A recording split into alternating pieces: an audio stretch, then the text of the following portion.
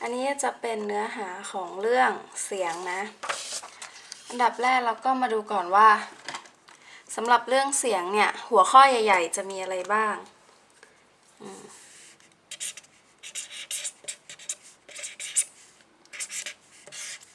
เสียงและการได้ยินอันนี้ก็คือหัวข้อเรื่อง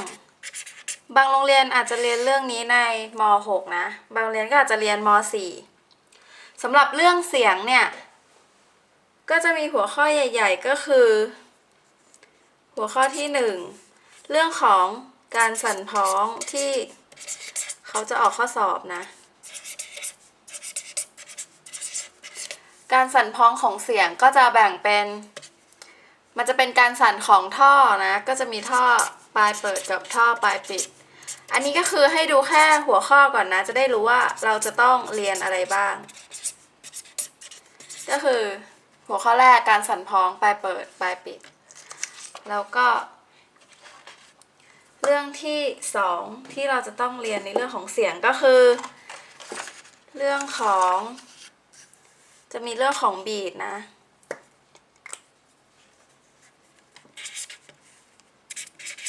บีทคืออะไรก็เดี๋ยวเราจะได้รู้กันแต่ว่าตอนนี้ก็ดูแต่หัวข้อไปก่อนนะบีทแล้วก็3จะเป็นเรื่องของความเข้มเสียงแล้วก็ระดับของความเข้มเสียงจับรวมกันไป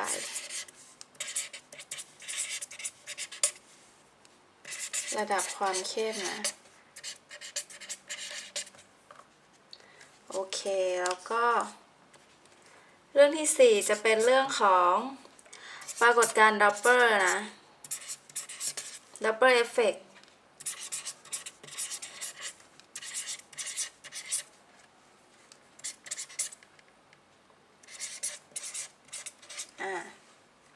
4เรื่องแล้ว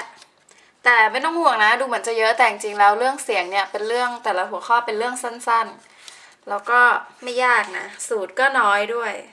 ถ้าทำบ่อยๆเนี่ยเรื่องเสียงก็จะเป็นเรื่องที่เก็บคะแนนได้มากหัวข้อที่5ก็คือเรื่องของคลื่นกระแทกแล้วก็กลวยเสียง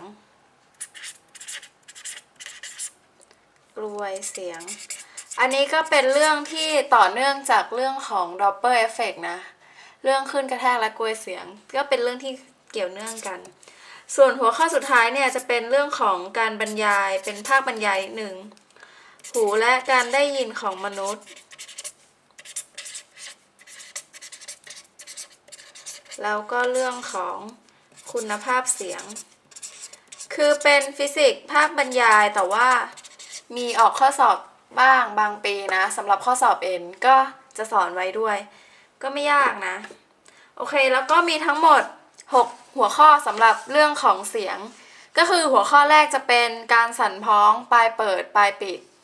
หัวข้อที่2จะเป็นบีทหัวข้อที่3คือความเข้มเสียงแล้วก็ระดับความเข้มเสียงหัวข้อที่4เป็นปรากฏการณ์ดับเบิลหัวข้อที่5คือคลื่นกระแทกและกลวยเสียงแล้วก็หัวข้อที่6คือหูและการได้ยินของมนุษย์แล้วก็คุณภาพเสียงอันนี้เป็นภาคบรรยายก่อนอื่นเราก็มาดูกันก่อนเลยว่าสำหรับเรื่องเสียงเนี่ยมันก็จะยังมีหัวข้อคือเราจะต้องรู้เกี่ยวกับการบรรยายของเสียงก่อนนะก็จะมาดูสำหรับเรื่องเสียงเนี่ยคืออะไร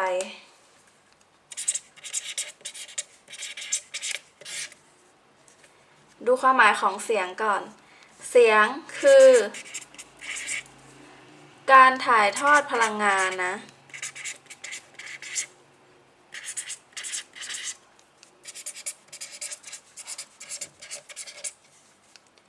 เป็นการถ่ายทอดพลังงานจากวัตถุที่มีการสั่น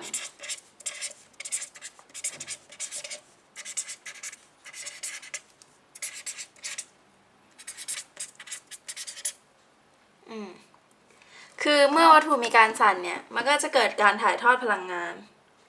มันก็จะเกิดการถ่ายทอดเสียงคือการถ่ายทอดพลังงานจากวัตถุที่มีการสั่นแล้วมันจะต้องผ่านตัวกลางด้วย มายังหูผู้ฟัง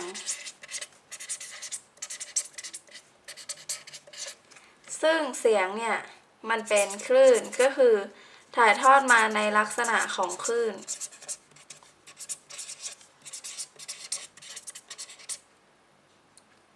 โอเคก็เสียงคือการถ่ายทอดพลังงานจากวัตถุที่มีการสั่นต้องผ่านตัวกลางด้วยเสียงเป็นการถ่ายทอดพลังงานวัตถุเกิดการสั่นเมื่อวัตถุมีการสั่นปุ๊บมันก็เกิดการถ่ายทอดพลังงานที่เราได้ยินเสียงเนี่ยก็คือผ่านตัวกลางปกติที่เราใช้ก็คือตัวกลางอากาศนั่นเองก็มายังหูเราเสียงเป็นคลื่นนะเมื่อเสียงเป็นคลื่นแปลว่าเสียงก็จะต้องมีสมบัติของคลื่นปกติแล้วคลื่นเนี่ยจะมีสมบัติ4อย่างก็คือ 1. คลื่นจะสะท้อนได้ 2. ก็คือมันเลี้ยวเบนได้ 3. สะท้อนเลี้ยวเบนหักเหและ 4. ก็คือมันแทรกสอดได้อันนี้ก็คือเป็นสมบัติของคลื่นเพราะฉะนั้นเสียงของเราก็เป็นคลื่นเหมือนกันเสียงของเราก็จะสะท้อนได้เลี้ยวเบนได้หักเหได้แล้วก็แทรกสอดได้ด้วยทีนี้เสียงของเราก็จะมีความเร็วด้วยนี่ก็คือเป็นอีกเรื่องหนึ่งความเร็วของเสียง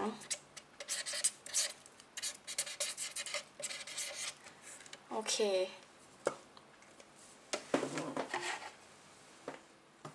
เรามาดูเรื่องการสะท้อนของเสียงก่อนนะอันดับแรก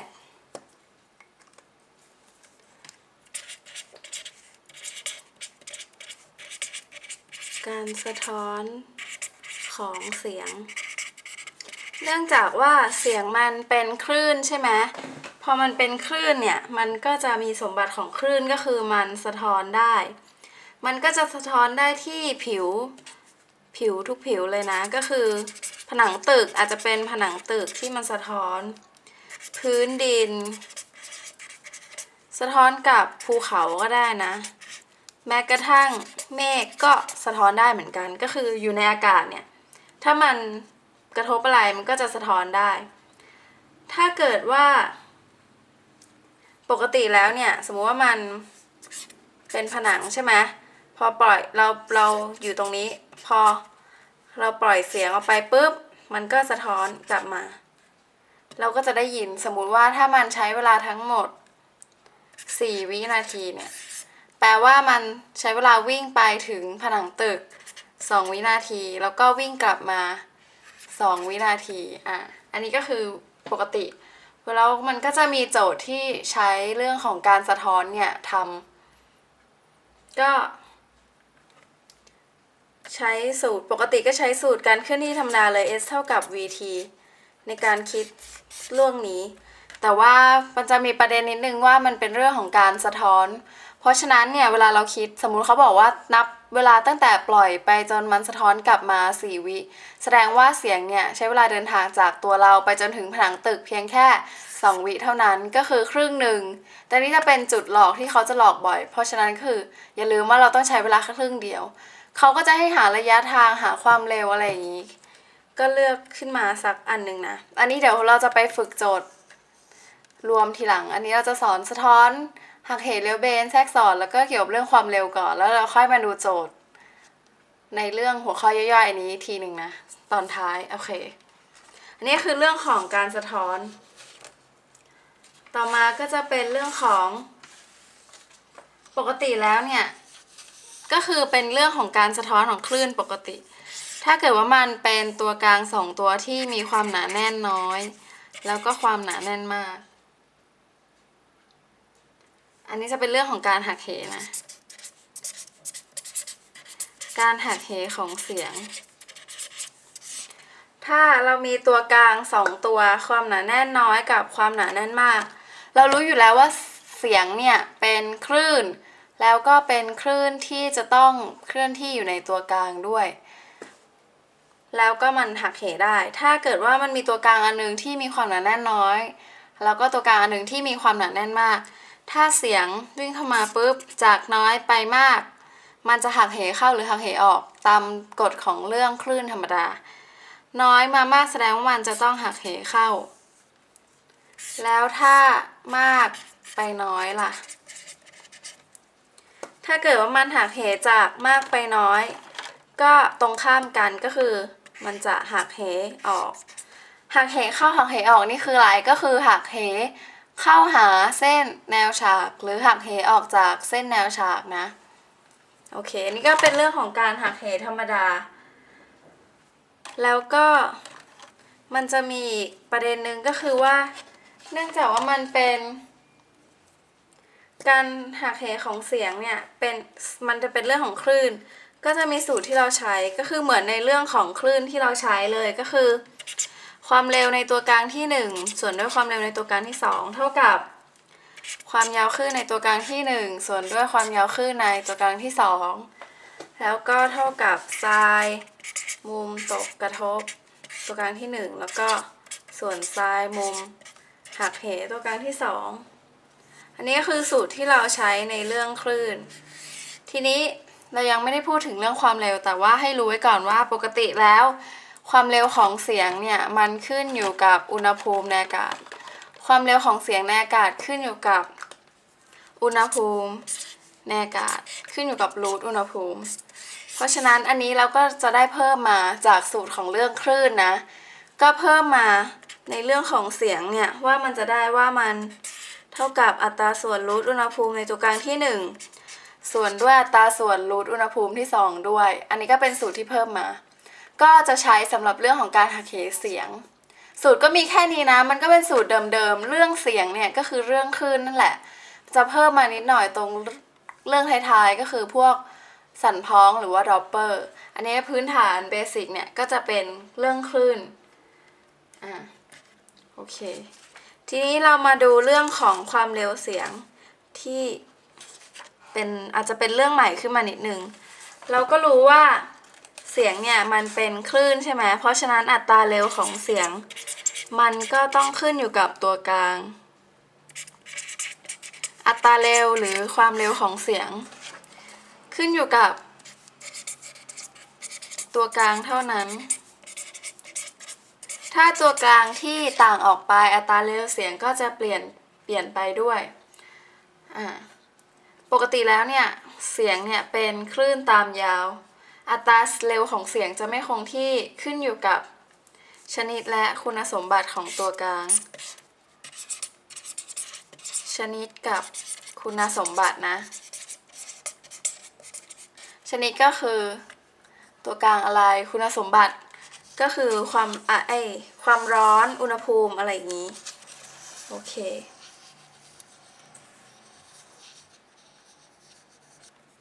คุณสมบัติของตัวกลางมีอะไรบ้างคุณสมบัติตัวกลางก็จะมียกตัวอย่างเช่นความหนาแน่นนะ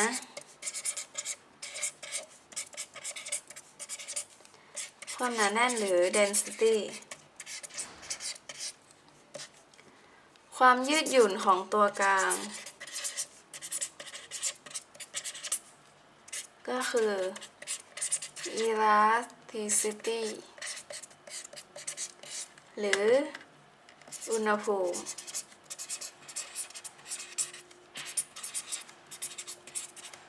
นี่ก็คือตัวอย่างของคุณสมบัติของตัวกลางซึ่งจะทำให้อัตราเร็วของเสียงเนี่ยเปลี่ยนไปประเด็นสำคัญสำหรับในม.ปลายนี้ก็คืออุณหภูมิอัตราเร็วของเสียงเนี่ยจะเป็นยังไงก็ขึ้นกับอุณหภูมิในอากาศขณะนั้นแล้วก็ต้องเป็นอุณหภูมิในหน่วยเคลวินด้วยคือมันจะมีความสัมพันธ์กันอย่างนี้แปรผันตามรูททีแต่ทีนี้เป็นหน่วยเคลวินอย่าลืม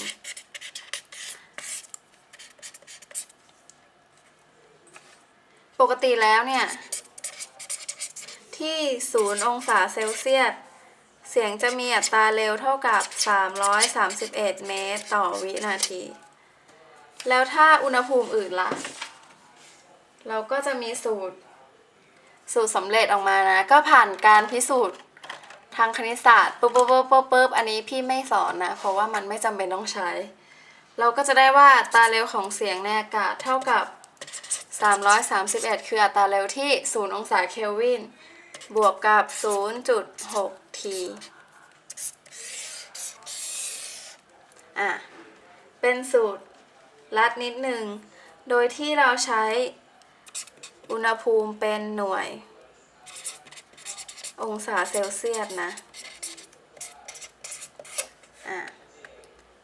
อันนี้เราจะ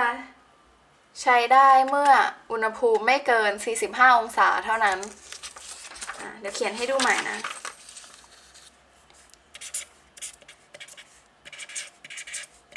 331บวกกับ 0.6 องศาเซลเซียส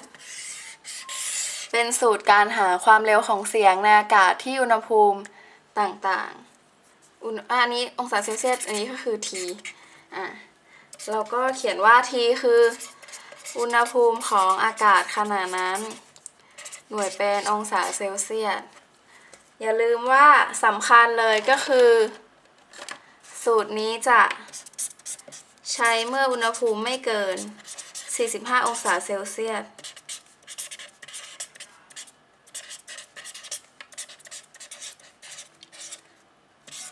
อันนี้เป็นข้อห้ามของสูตรนี้นะถ้าเกิดว่าอุณหภูมิเกิน45องศาเซลเซียสทำไงถ้าอุณหภูมิมันเกิน45องศาเซลเซียสเราก็จะคิดจากว่าเรารู้ว่าอุณหภูมิเนี่ยแปรผันกับรูทความเร็วแปรผันกับรูทของอุณหภูมิใช่ไหมแล้วก็หน่วยเป็นเคลวิน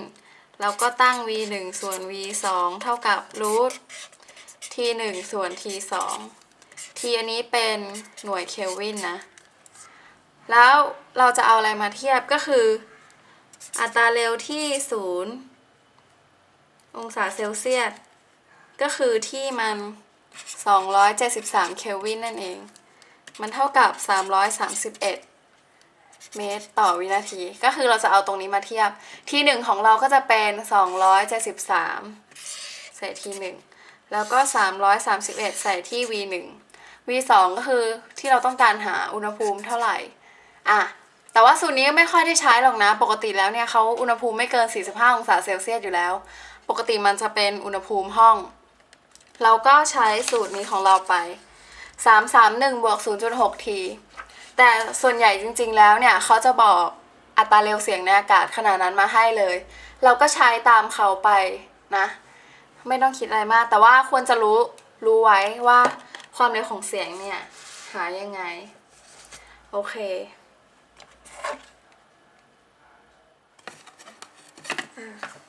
ต่อไปเป็นแบบฝึกหัดที่1นะก็คือแบบฝึกหัดของเมื่อกี้ที่เราเรียนไปทั้งหมด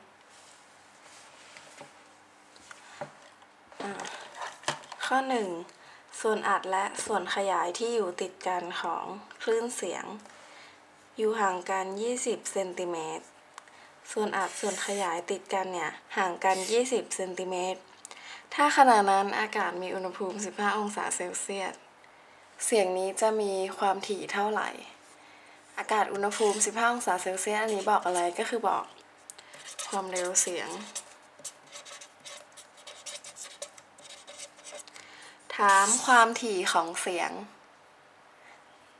เขาบอกส่วนอัดส่วนขยายติดกันก็มาดูส่วนอัดส่วนขยายก่อน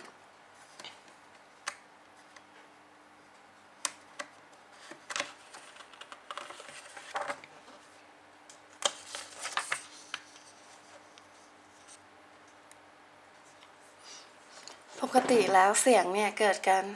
จากการสั่นของวัตถุเพราะฉะนั้นมันก็จะมีกราฟ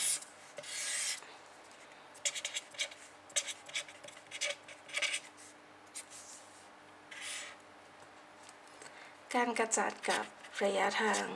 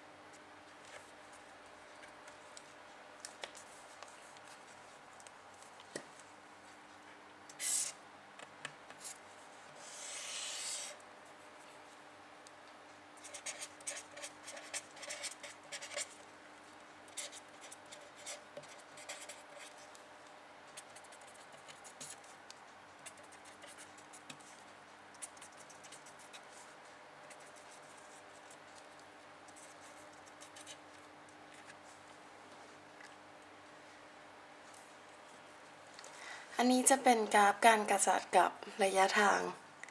ถ้าเกิดว่าเสียงเนี่ยการกระจัดสูงสุดแปลว่ามันอัดกันน้อยสุดกราฟมันจะผกผันกัน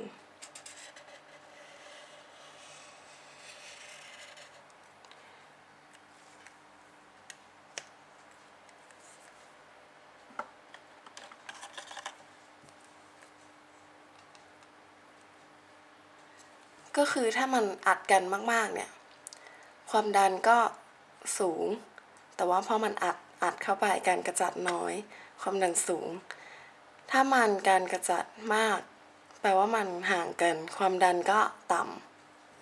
ำก็จะได้ว่ากราฟ f เนี่ยเฟสนำกราฟ p 90 องศาเสมอ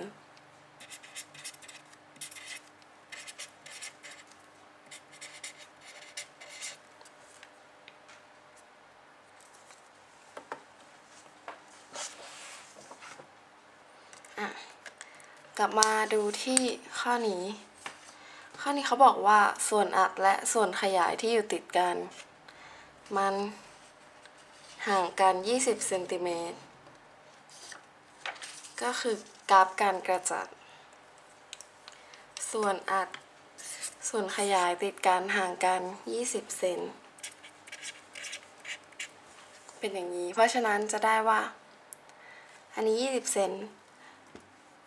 ครึ่งแลมด้าก็คือ40เซนตรงนี้คือครึ่งแลมด้าถูกปะก็รู้ว่าครึ่งแลมด้าคือ40เซนก็จะได้ว่า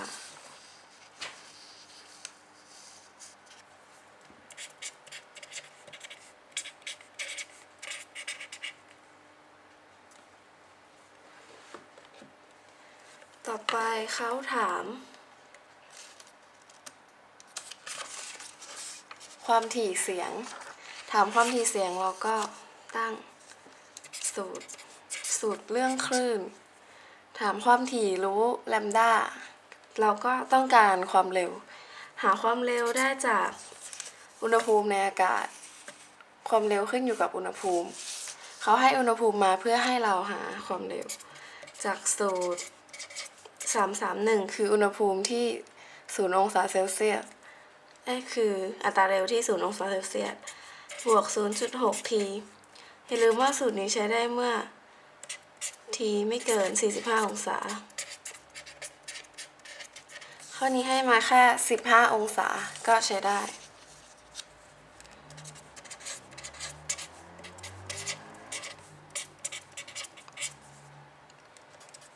ความเร็วคือ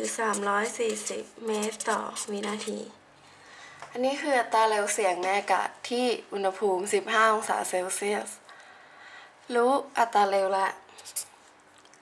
รู้แลมด้าความยาวคลื่นก็คือตรงนี้ต้องใช้เป็นเมตรปรับให้เป็นเมตรก็จะเป็นอันนี้คือ 0.4 เมตรเพราะฉะนั้นความยาวคลื่นคือ 0.8 เมตร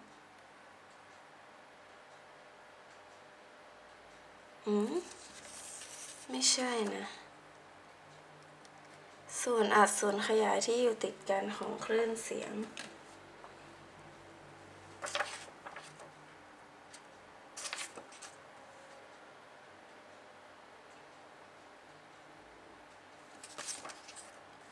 ส่วนส่วนขยายที่อยู่ติดกัน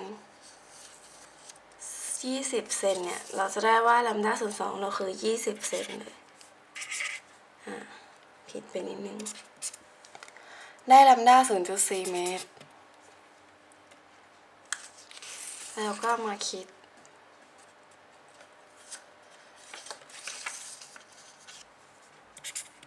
v เท่า f แลมด้า v คือ340 f เขาต้องการหาแลมด้าคือ 0.4 เราก็จะได้ว่าความยาวคือความถี่ของเราคือ850 เฮิร์ตซ์ก็ตอบข้อนี้ส่วนส่วนขยายที่อยู่ติดกันเนี่ยมันคือแลมด้า 0.2 นะโอเคต่อไปข้อ 2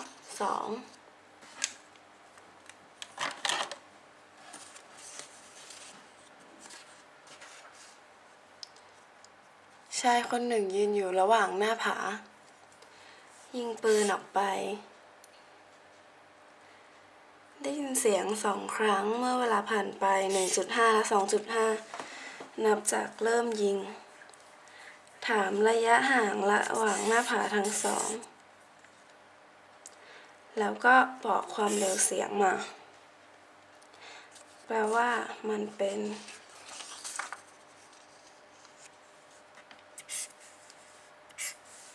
หน้าผา2 ฝั่งใช่ไหมชายคนหนึ่งยืนอยู่ระหว่างหน้าผาแล้วก็ยิงปืนออกไป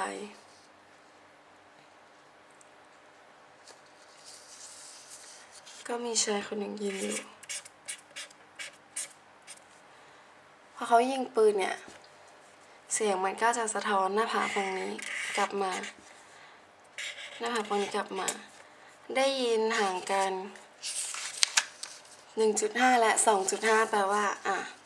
ฝั่งใกล้ก็สะท้อน 1.5 วิฝั่งไกลสะท้อน 2.5 วิ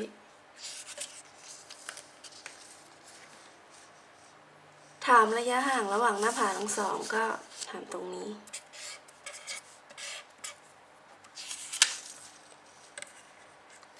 กำหนดอัตราเร็วเสียงในอากาศ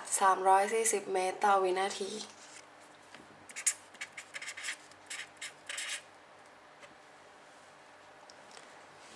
เราก็จะได้ว่า s ของเราก็คือระยะทาง s1 บวก s2 อันนี้ให้เป็น s1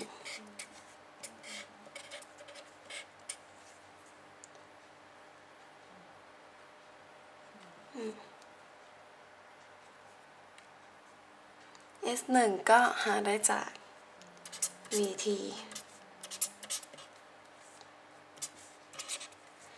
V ของเราเนี่ยเท่ากันเราก็ดึงออกมาเป็น340 T1 บวก T2 แต่ว่าเวลาที่ใช้ในการเคลื่อนที่ระยะฝั่งนี้เนี่ยเคลื่อนที่ไปกับ 1.5 วิเพราะฉะนั้นเคลื่อนที่ไปอย่างเดียวก็จะเป็น 1.5 ส่วน 2 ฝั่งนี้ก็เหมือนกันได้ออกมาคิดเลขได้เป็น680 เมตรก็ตอบข้อนี้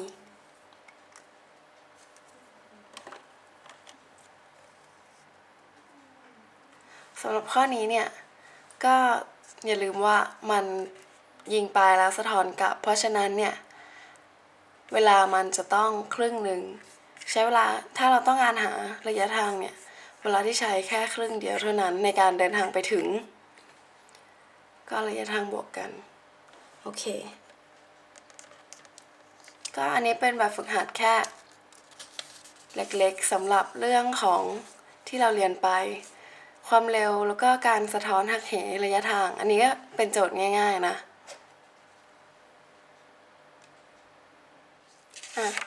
เมื่อกี้นี้สำหรับข้อแรกเนี่ยตรงนี้กราฟมันผิดไปนิดนึงมันจะต้องห่างไปตัวนี้จะเป็นขยายตัวนี้เว้นไว้ตัวนี้ก็จะเป็นอัด เหมือนกันนะอัดขยายอัดเราก็เลยได้ว่ามันครึ่งแลมด้าเนี่ยส่วนอัดส่วนขยายที่อยู่ติดกันเป็นความยาวครึ่งแลมด้าตัวนี้ก็จะเป็นข้อแรก20 เซนเพราะฉะนั้นแลมด้าของเราก็คือ40 เซนที่เหลือก็เหมือนเดิมนะก็คือถ้าการกระจัดของเราเนี่ยตรงนี้ส่วนอัดส่วนขยายเนี่ยการกระจัดจะเป็น0เสมอแต่ว่าความดันเนี่ยส่วนอัดจะสูงสุดความดันส่วนขยายก็จะต่ำสุดโอเคมันจะต้องเว้น1 ช่องนะ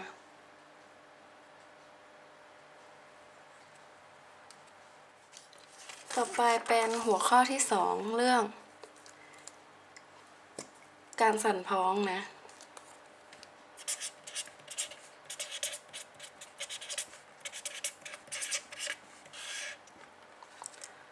การสั่นพ้องคืออะไรการสั่นพ้องก็คือปรากฏการณ์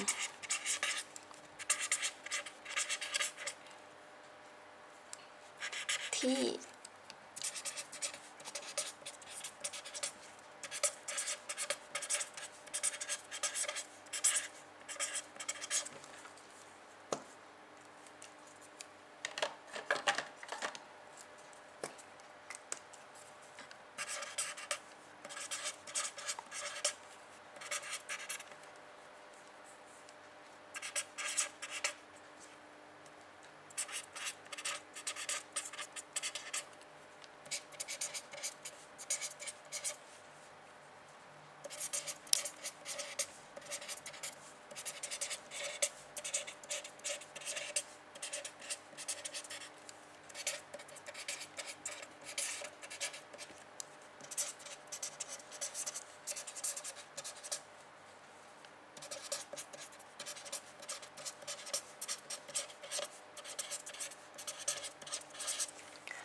การสั่นพ้องเนี่ยเป็นปรากฏการณ์ที่การสั่นของวัตถุใดๆมีความถี่ของการสั่นเท่ากับความถี่ตามธรรมชาติความถี่การสั่นเท่ากับความถี่ตามธรรมชาติเป็นคอนเซปต์ของการสั่นพ้องนะมันจะต้องมีความถี่การสั่นเท่ากับความถี่ตามธรรมชาติมันจะทำให้การสั่นเนี่ยรุนแรงที่สุดเราก็จะเรียกว่าการสั่นพ้องทีนี้ความถี่ธรรมชาติคือ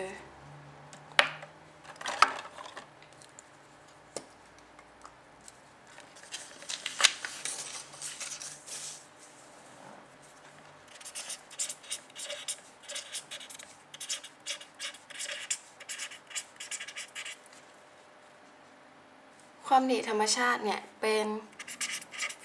ความถี่ของวัตถุ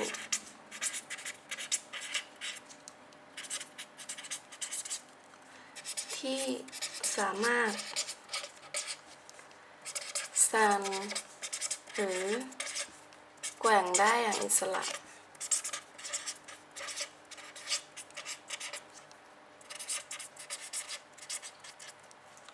นี่ก็คือความถี่ธรรมชาติเพราะฉะนั้นการสั่นพ้องเนี่ยก็คือความถี่ของวัตถุที่การสั่นพ้องคือวัตถุเนี่ยสั่นโดยมีความถี่ของการสั่นเท่ากับความถี่ตามธรรมชาติคือความถี่มันเท่ากับความถี่ที่สามารถสั่นหรือแกว่งได้อย่างอิสระเพราะฉะนั้นการสั่นพ้องเนี่ยมันเรียกอีกอย่างหนึ่งว่ากำธร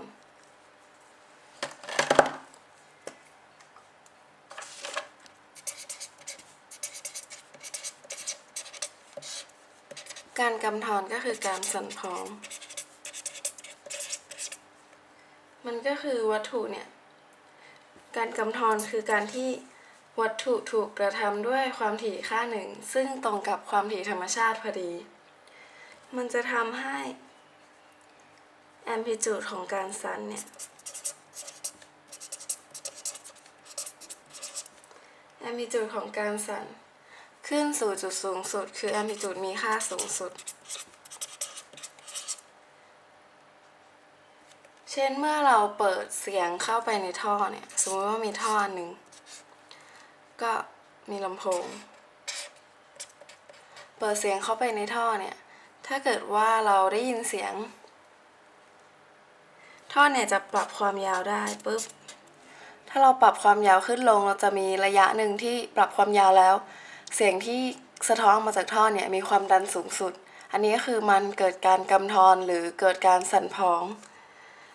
ภาษาอังกฤษก็คือ resonance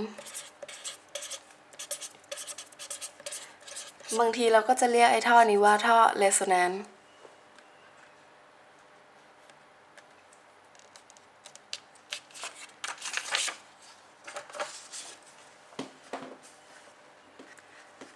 หลักการของมันก็คือถ้าเราปรับท่อให้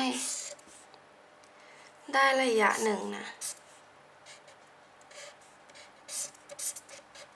แล้วมันเกิดเสียงดังสุดเนี่ยเสียงดังมากที่สุดแปลว่าตรงท่อที่มันเลื่อนได้เนี่ยจะเป็นตำแหน่งบับของคลื่นนิ่งเสมอคือมันเกิดคลื่นนิ่งขึ้นมาสมมติมันเกิดตรงนี้จะเป็นตำแหน่งบับเสมออันนี้คือเกิดคลื่นนิ่ง1ลูกนี่คือเกิด1ลูปไก่ครึ่ง1ลูปครึ่งตรงปากของท่อเนี่ยตรงนี้จะเป็นตำแหน่งบับเสมอตรงปากของท่อเนี่ยจะเป็นตำแหน่งปฏิบัติหรือแอนติโนดเสมอนี่จะเป็น N มันเป็นแอนติโนดมันแอมพลิจูดสูงสุดก็เลยเกิดเสียงดังสุดตรงนี้จะเป็นบับเสมอมันก็จะสะท้อนได้หลายแบบระยะแรกเนี่ยระยะที่ใกล้ปากท่อที่สุดเนี่ยมันก็จะสะท้อนแค่ครึ่งลูปอันนี้ก็คือฮาร์โมนิกที่1ครั้งที่1เสียงดังครั้งที่1เสียงดังครั้งที่2มันก็จะเกิดอีก1ลูปถ้าเป็นเสียงดังครั้งที่3ก็เหมือนเดิมก็คือที่ปลายหลอดจะเป็นปฏิบัติเสมอเป็นแอนติโนดความแอมพลิจูดสูงสุดแล้วก็ที่จุดตรงนี้จะเป็นจุดโนดจุดบับเสมอก็วาดขึ้นมาอันนี้ก็จะได้ว่าความยาวท่อจากตรงนี้ถึงตรงนี้เนี่ยเป็นระยะทาง2ลูปครึ่งนี่คือลักษณะของท่อสั่นพ้อง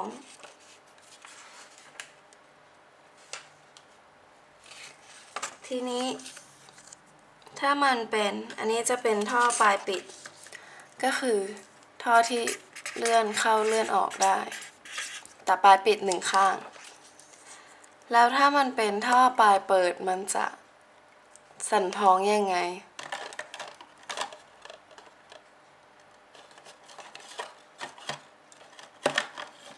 ท่อปลายเปิดเนี่ยมันก็สั่นพ้องเหมือนกันก็คือความถี่ของมันตรงกับความถี่ธรรมชาติมันก็สั่นพ้องแต่พอมันเป็นปลายเปิดเสียงดังครั้งที่1มันจะเป็นลักษณะนี้เป็นปฏิบัติแอนติโนดทั้ง2ด้านที่ปลายก็คือเปิดปลายเปิดเสียงดัง2ด้านเพราะฉะนั้นเสียงดังครั้งที่1เนี่ยก็คือ1ลูปจากตอนแรกถ้าเป็นท่อปลายปิดเสียงดังครั้งที่1คือครึ่งลูปถ้าเป็นปลายเปิดเสียงดังครั้งที่1ก็1ลูปใช้วาดรูปเอาจะจำง่ายเสียงดังครั้งที่2ก็จะเป็นลักษณะนี้ก็คือ2ลูปถ้าดังครั้งที่3เหมือนเดิมก็คือปลายที่เปิดทั้ง2ด้านจะต้องเป็นแอนติโนดนี่ก็จะเป็นเสียงดังครั้งที่3ลูปนี่เป็นท่อปลายเปิด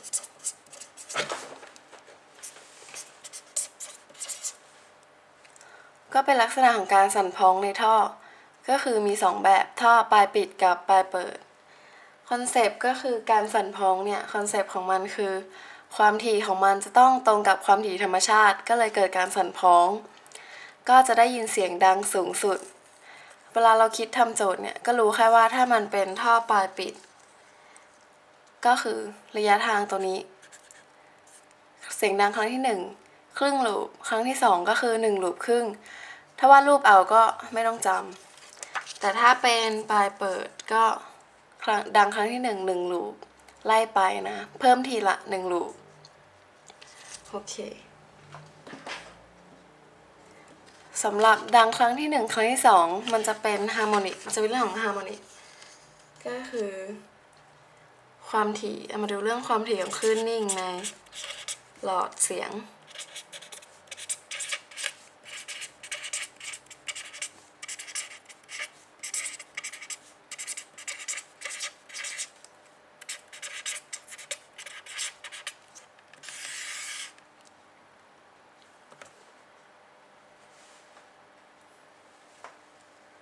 ความถี่ของคลื่นนิ่งในหลอดเสียงก็คือเป็นเรื่องของ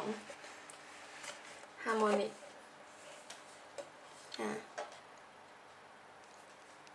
อันดับแรกก็ต้องรู้จักความถี่มูลฐานก่อน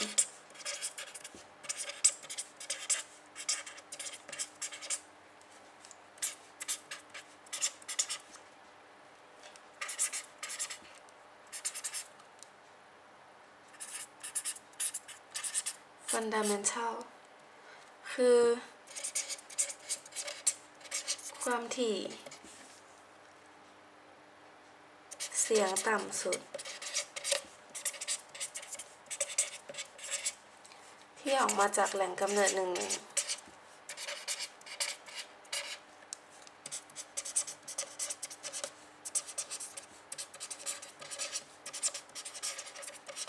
เพราะฉะนั้นถ้ามันอยู่ในหลอดเสียงมันก็คือความถี่ที่เสียงดังครั้งที่1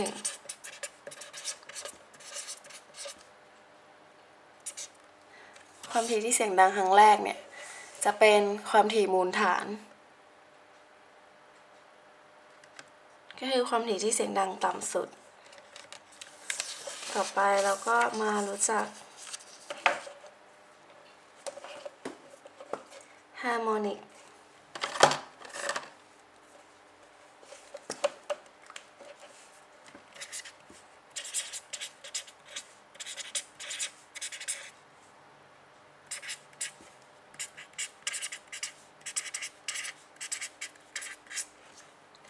ฮาร์โมนิกก็คือความถี่จำนวนเต็มเท่าฮาร์โมนิกก็ยังเป็นความถี่อยู่นะ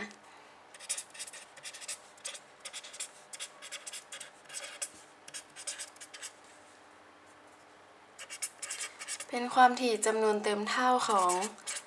ความถี่มูลฐานก็คือเมื่อกี้ความถี่มูลฐานเนี่ยเป็นความถี่เสียงต่ำสุดใช่ไหมแต่ความถี่ฮาร์โมนิกก็คือความถี่จำนวนเต็มเท่าของความถี่มูลฐานสมมุติว่ามันเป็น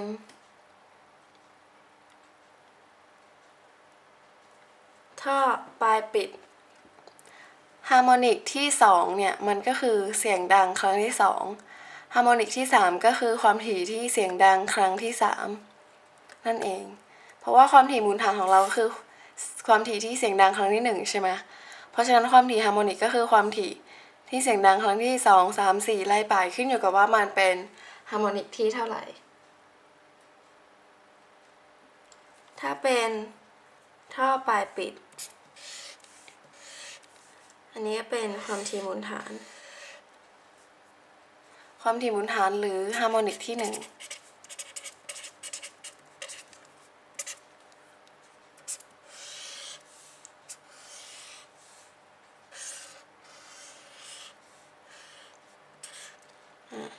เสียงดังครั้งที่2อันนี้จะเป็นฮาร์โมนิกที่2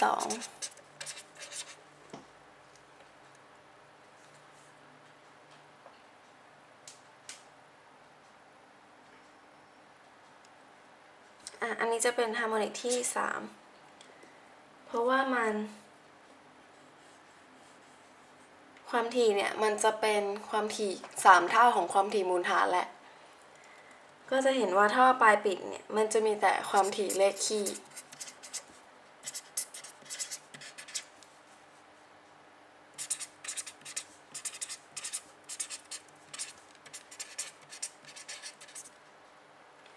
เนื่องจากความยาวท่อของมันเนี่ยเท่าเดิมสมมุติว่าความยาวมันเท่าเดิมนะแต่ว่าลูปเพิ่มขึ้น แลมด้ามันก็จะลดลงมันจะเป็นสูตรนี้ใช่ไหม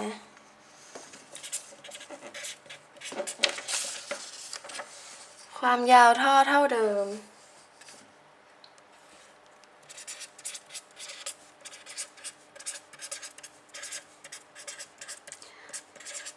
จากฮาร์โมนิกที่1ไปฮาร์โมนิกที่3นะความยาวท่อเท่าเดิมลูปเพิ่มขึ้นแปลว่าแลมด้าเนี่ยมันจะต้องสั้นลงเหลือเป็นแลมด้าส่วน3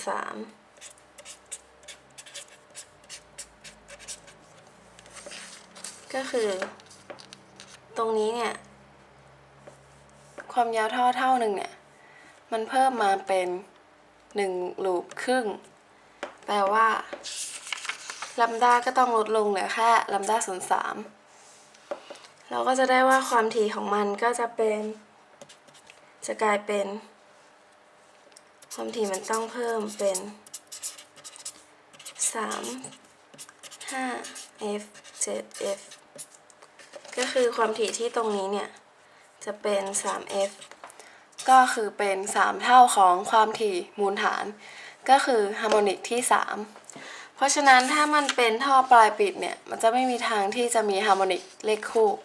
เพราะว่ามันจะไล่ไป3 5 7แต่ถ้าเป็นท่อปลายเปิด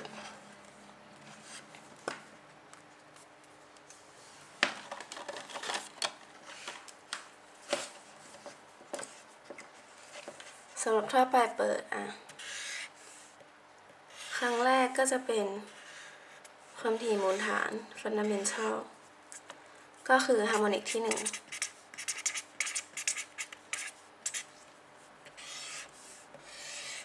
ครั้งที่2ก็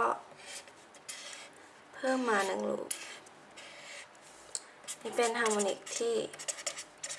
อันนี้จะได้ฮาร์โมนิกที่2นะถ้ามันเพิ่มอีก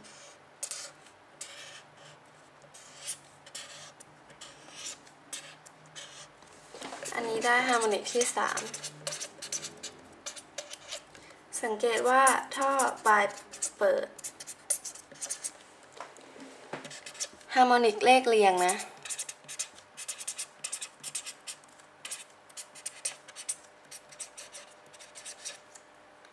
เพราะว่า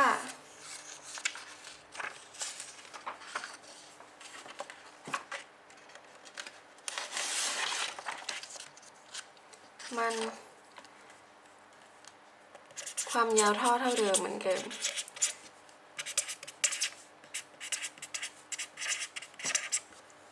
แต่ลูปเพิ่มแต่มันเพิ่มเป็นลูปลงตัวก็คือจาก1ลูปเป็น2ลูป3ลูปเพราะฉะนั้นแลมด้าของเราเนี่ยสั้นลงเป็นก็จะกลายเป็นแลมด้าส่วน2แลมด้าส่วน3แลมด้าส่วน4ไปเรื่อยๆเพราะว่าลูปมันเพิ่มทีละ1ลูปจาก1ลูปเป็น2ลูป3ลูปแต่ถ้ามันเป็นท่อปลายปิดเนี่ย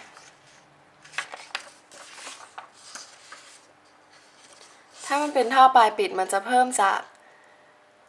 0.5 ลูปเป็น 1.5 ลูปเป็น 2.5 ลูปแลมด้ามันก็จะเลยเป็นแลมด้าส่วน3แลมด้าส่วน5แลมด้าส่วน7ก็ลักษณะการเพิ่มไม่เหมือนกัน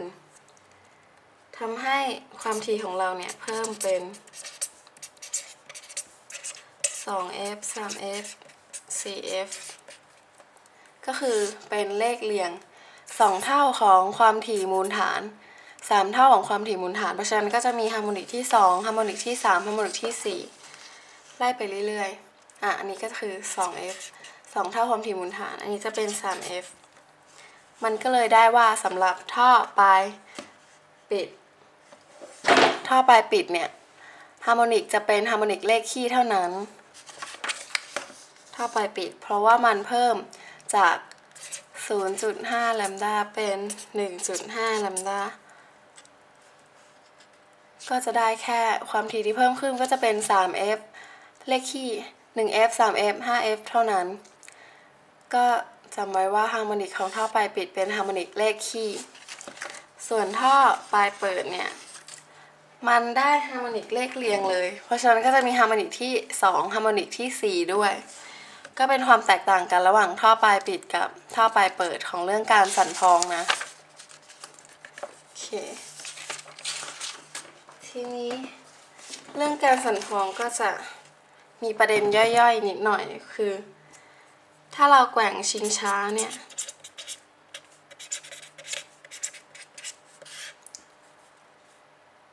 ถ้าแกว่งชิงช้าให้มันสุดแล้วมันจะหยุดคือแกว่งให้สุดแล้วค่อยกลับเนี่ยมันเป็นการเสริมการแกว่ง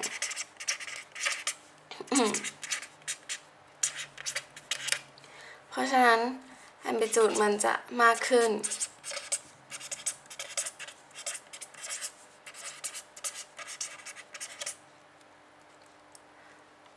แต่ถ้าอันนี้คือแกว่งสุดแล้วแกว่งกลับแต่ถ้าแกว่งไม่สุดแกว่งยังไม่สุดแล้วผลักกลับเนี่ยมันจะทำให้ชิงช้าแกว่งช้าลงหรือหยุด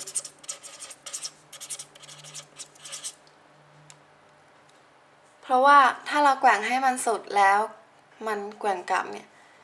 ความถี่ของมันเนี่ยตรงกับความถี่ธรรมชาติอันนี้มันเกิดการสั่นพ้องพอเกิดการสั่นพ้องคือแอมพลิจูดจะมากขึ้นก็คือแกว่งได้สูงขึ้นเรื่อยๆแต่ถ้าแกว่งไม่สุดแล้วผลักกลับคือความถี่ไม่ตรงกับความถี่ธรรมชาติถ้ามันไม่ตรงกันไม่เกิดการสั่นพ้องก็เหมือนกับการต้านมันแล้วก็ประเด็นของการท่ออีกนิดนึงก็คือสำหรับท่อปลายปิดเนี่ยมันก็จะมีสั่นครั้งแรกครั้งที่2ใช่ไหมนี่คือท่อปลายปิดสั่นครั้งแรกก็ครึ่งลูปสั่นครั้งที่2จะเป็น1ลูปครึ่ง 1.5 ลูปก็จะเป็นสั่นครั้งที่3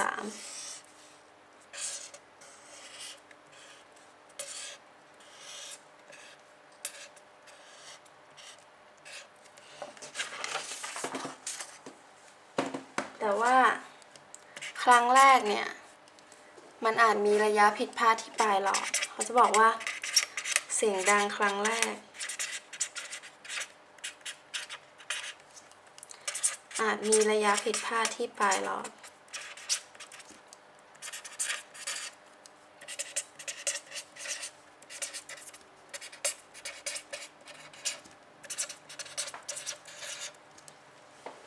เพราะฉะนั้นภาษาอังกฤษก็คือ n error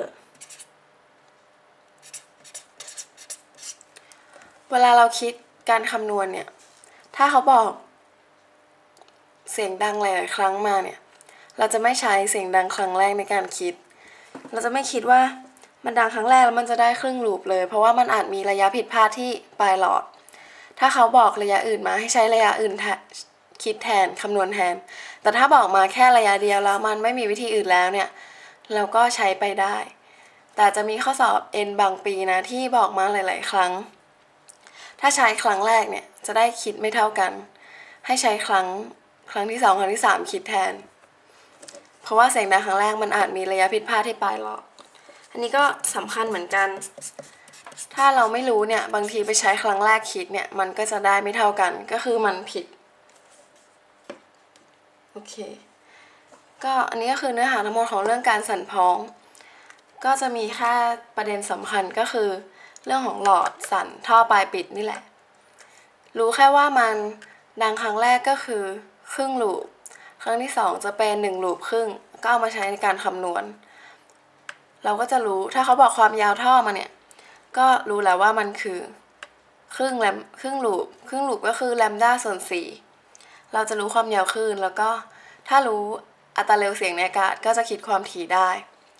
โดยที่อัตราเร็วเสียงในอากาศเนี่ยเราก็คิดได้จากอุณหภูมิของในอากาศจากเรื่องแรกที่เราเรียนไปนะแล้วก็ประเด็นอย่าลืมว่าเสียงดังครั้งแรกอาจมีระยะผิดพลาดที่ปลายหลอดเราจะไม่คิด เสียงมันดังเพราะว่ามันเกิดการสั่นพ้องความถี่มูลฐานความถี่ของมันเนี่ยตรงกับความถี่ธรรมชาติพอดีแอมพลิจูดก็เลยสูงสุดแอมพลิจูดสูงสุดสำหรับเรื่องเสียงก็คือเสียงดังสุดเสียงดังมากสุดนะโอเคนะเราก็มาดูแบบฝึกหัดต่อแบบฝึกหัดสำหรับเรื่องการสั่นพ้องเนี่ยโจทย์ก็จะมีแนวเดิมนะอันนี้ก็ยกมาแค่ข้อเดียวจากการทดลองเรื่องการสั่นพ้องของเสียงในหลอดเรโซแนนซ์ก็คือท่อปลายปิดถ้าใช้แหล่งกำเนิดเสียงความถี่เท่านี้ก็คือเมื่อมันสั่นพ้องเนี่ยความถี่ที่ปลายหลอดก็จะต้องเป็น500เฮิร์ตซ์ก็คือตรงกับความถี่ธรรมชาติที่อุณหภูมิ25องศาเซลเซียสบอกอุณหภูมินี่คือบอกอะไรก็คือบอกความเร็วเสียง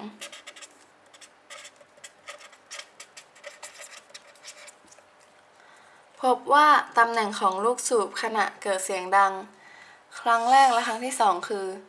0.15 และ 0.49 อันนี้ก็คือบอกอะไรบอกครั้งแรกกับครั้งที่2ก็คือพยายามจะบอกเรื่องของความยาวคลื่นนั่นเองเขาต้องการบอกความยาวคลื่นมาบอกแบบแฝงบอกความเร็วเสียงแล้วก็บอกความถี่ด้วยโจทย์ยังไม่จบถามความเร็วเสียงที่อุณหภูมิ0องศาเซลเซียสในหน่วยเมตรต่อวินาที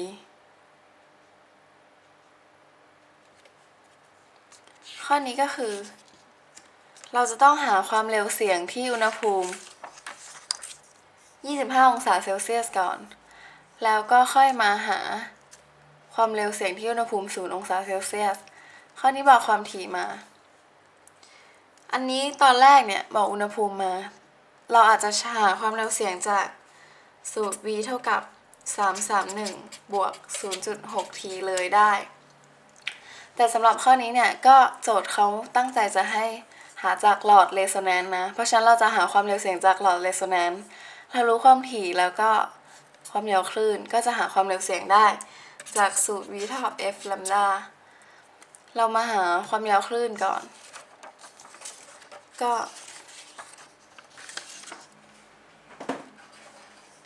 เสียงดังครั้งแรก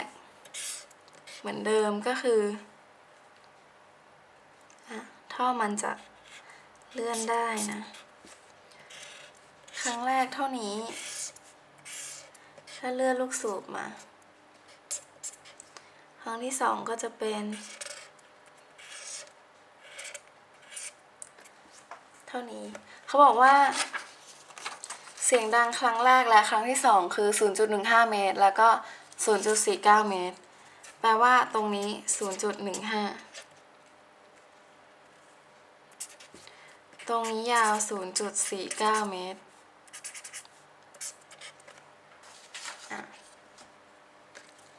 เราก็จะเห็นว่าเราจะไม่ใช้อันนี้เป็นครึ่งลูปนะแต่เราจะหักออกไปจะเห็นว่าเสียงดังครั้งแรกครึ่งลูปมันคือ 0.15 แล้ว1ลูปครึ่งคือ 0.49 เพราะฉะนั้นความยาว1ลูปเท่ากับ 0.49 ลบ 0.15 เนี่ยเราก็จะได้ความยาว1ลูปใช่ไหมคือเอาตรงนี้ 0.15 เนี่ยหักตรงนี้ออกไปก็จะเหลือแค่ตรงนี้เท่านั้น1ลูปที่เราต้องการลบออกมาก็คือ 0.34 เมตร1ลูปคือ 0.34 เมตรเพราะฉะนั้นแลมด้าของเราคือแลมด้าก็คือ2ลูป